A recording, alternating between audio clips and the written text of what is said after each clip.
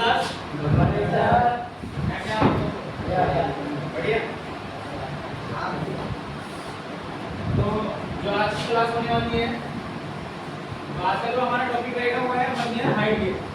ठीक है, vernier height gauge चलो कि हमारा जो वर्कशॉप होता है उसमें एक अहम भूमिका होती है। मतलब आप जब मार्किंग करते हो या किसी चीज आपको चेक करना है उसमें हम किसकी हेल्प लेंगे? वर्नियर हाइट गेज की। ठीक है, इसमें कई चीजें ऐसी हैं जो स्कोपिंग टूल के में हेल्प लेनी पड़ती है, जैसे आपका सरफेस ग्रेड हो गया और एंगल ग्रेड हो गया। ठीक है, तब जाके काम करेगा। तो आज हम पढ़ेंगे वर्नियर हाइट गेज के बारे में।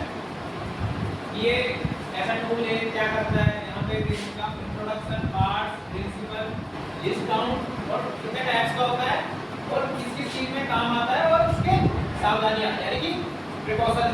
ठीक है, तो देख लेते हैं इसको। सबसे पहले इसका जो इंट्रोडक्शन है कि वर्नियर हाइट गेज जो क्या है, एक प्रकार का सूक्ष्ममापी यंत्र है यानी कि प्रिसिजन इंस्ट्रूमेंट। समझते हो आप सूक्ष्ममापी से? जिसका प्रयोग किसी जॉब की ऊंचाई मापने या ऊंचाई में मार्किंग करने के लिए किया जाता है। यानी कि 0 से 1000 mm तक की ऊंचाई मापने वाले हाइट गेज मिलते हैं। यानी कि इनका जो साइज होता है जैसे कि आपका 300 mm, 600 mm, 800 या 1000, ये 0 से लेकर 1000 तक मिलते हैं। ठीक है, यानी कि वो मेजर कर सकता है इसकी हाइट। कोई 300 तक होगा तो कितना हाइट मेजर करेगा?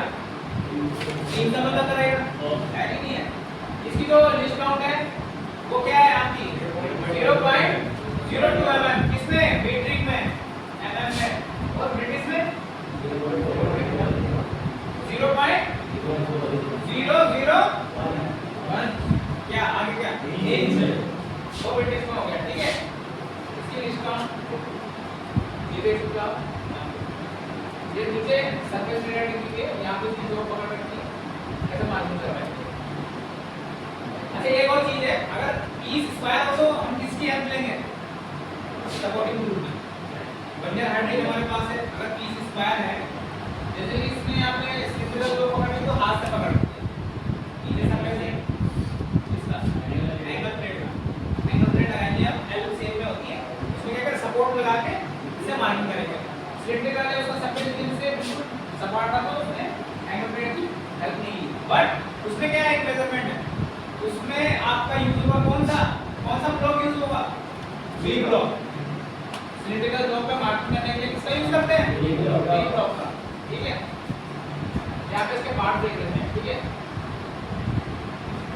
सबसे नीचे इसका सबसे पहला नीचे से देखेंगे, किसी भी चीज के अगर पार्ट देखते हैं तो ऊपर से तो नीचे से। ठीक है, इससे नहीं बोल रहे आपने, इसको कंफ्यूजन होता है। सबसे पहले नीचे क्या आता है इसका? बेस। उसके बाद बीम। अब बीम कौन सा होता है?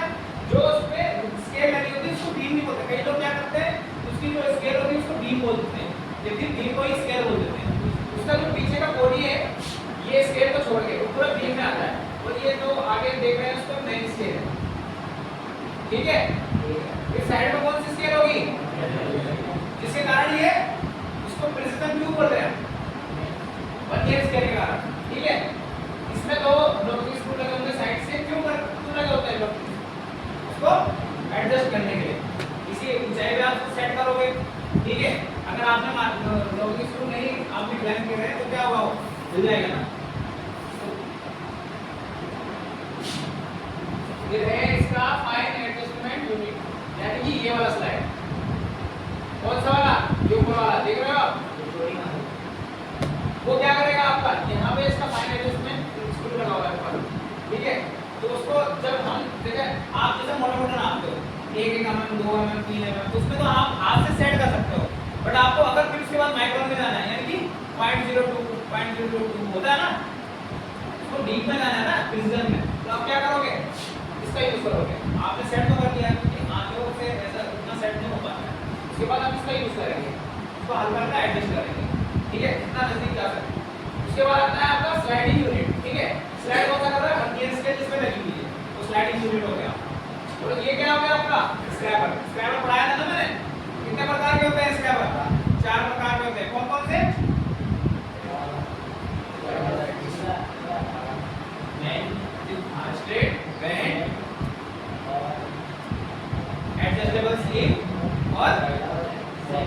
ये लगा हुआ है ऑफसेट बताओ ऑफसेट स्क्वायर ये है वो ऑफसेट स्क्वायर बताया था ना आपको नेगेटिव क्या में आया होता है इसका कार्बाइड की जरूरत है क्यों प्रिसिजन मार्किंग करने के लिए इसकी तो टिप होगी या टिप होगी बिल्कुल फाइन मार्किंग करेगी ठीक है इस पे एक स्ट्रेट स्क्वायर लगा होता है इसी प्रकार तो उसको क्या करते हैं हम उसको अगर नीचे इसको जीरो एरर चेक करना है तो ये तो बिल्कुल नीचे इस पे रेफरेंस अंदर पे जाके टच हो जाएगा तो हमें यहाँ पे इसका एरर पता लग जाएगा कि एरर है कि नहीं है बट अगर स्ट्रेट वाला होगा तो उसमें क्या होगा एक 30 mm का राउंड बार आती है सिलेंड्रिकल बार वो एरर चेक करने के लिए इसलिए स्ट्रेट स्क्वायर के लिए इसके लिए नहीं आएगा ये तो पूरा टच हो जाता है उसके लिए क्या आएगा 30 mm की राउंड बार समझ रहे हो राउंड बार समझते हो कोई सिलेंड्रिकल जो है 30 mm की लेंथ में काटना ठीक है क्लियर है इसके पार्ट हो गए कोई और ये हो गया आपका मेन स्केल एडजस्टमेंट अब इसमें क्या होता है इस वाले स्क्रू में होता है इसकी जो स्केल होती है जब एरर आता है ना हम कैसे इसको ठीक करेंगे यहां से करेंगे इसको अगर मूव किया तो ये स्केल मूव करने लगती है मतलब ढीली हो जाती है उसको वहां से हम एडजस्ट करेंगे यहां देखिए कि उसका 0 मिल गया कि नहीं मिल रहा ठीक है क्लियर है क्लियर है पार्ट्स क्लियर है अभी बाद में पूछूंगा तो बता दोगे देखिए अब आते हैं इसके प्रिंसिपल पे ठीक है इसका प्रिंसिपल एक इस सिद्धांत पे काम करता है ठीक है ये बेसिकली जो वर्नियर कैलिपर है उसी के प्रिंसिपल पे बेस्ड है इसका सिद्धांत वर्नियर कैलिपर के समान होता है या दो अनुरूप स्केल हो गए यानी कि मेन स्केल और वर्नियर स्केल ये अंतर पर कार्य करता है difference between main scale and vernier scale ठीक है अब इसकी लिस्ट काउंट पे आते हैं इसकी लिस्ट काउंट क्या वर्नियर हेड के द्वारा दी जा सकने वाली छोटी से छोटी माप को क्या कहते हैं अल्पतम माप यानी कि लिस्ट काउंट ठीक है इसकी लिस्ट काउंट और माप को रीडिंग करने का तरीका भी वर्नियर कैलिपर की तरह होता है ठीक है हमने मीटिंग में दे दिया इस पद्धति में मेन स्केल के कितने बार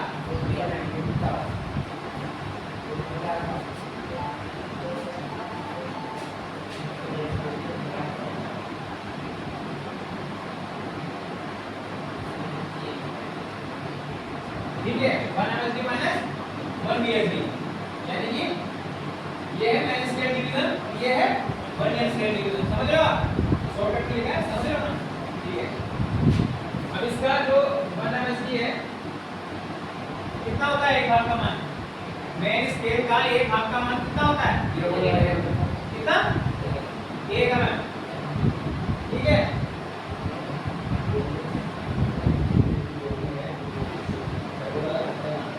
और एक वर्नियर स्केल का मान यानी कि इसका एक वर्नियर स्केल का मान कितना होगा हाँ मेन स्केल का तो 1 mm हो गया और वर्नियर स्केल का एक डिवीजन का 49/50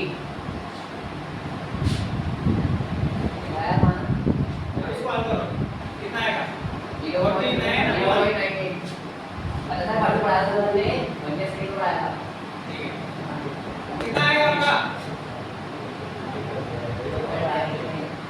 उसको 1 से माइनस करोगे आप 1 से माइनस करने में कितना आ जाएगा 0.02 आगे तब जाके आपका सही होगा ना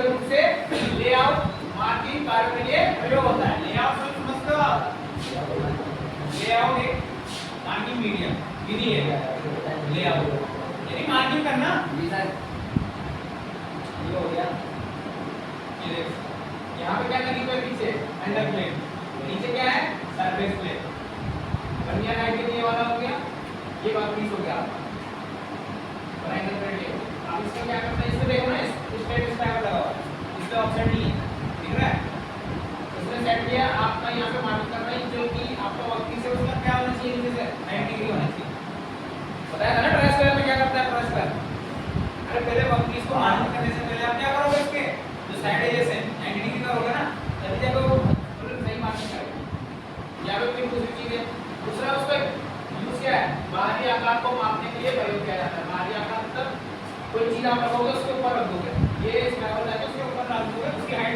बेहतर हो जाएगी ना बेहतर यहाँ पे आप अगर बाई चांस मैंने ठीक है यहाँ पे बढ़िया है उसका स्ट्रैप यहाँ रखोगे तो उसका रीडिंग पता कर सकते हैं ना mm का है, कितनी हाइट है, कितनी चौड़ाई है। दूसरा वर्नियर हाइट के साथ हम टाइप टेस्ट इंडिकेटर का प्रयोग कर कौन से डिस्क की गोलाई और समतलता को मापा जा सकता है। अब ये जो आपका है डायल टेस्ट इंडिकेटर DTI को बोलते हैं, ठीक है।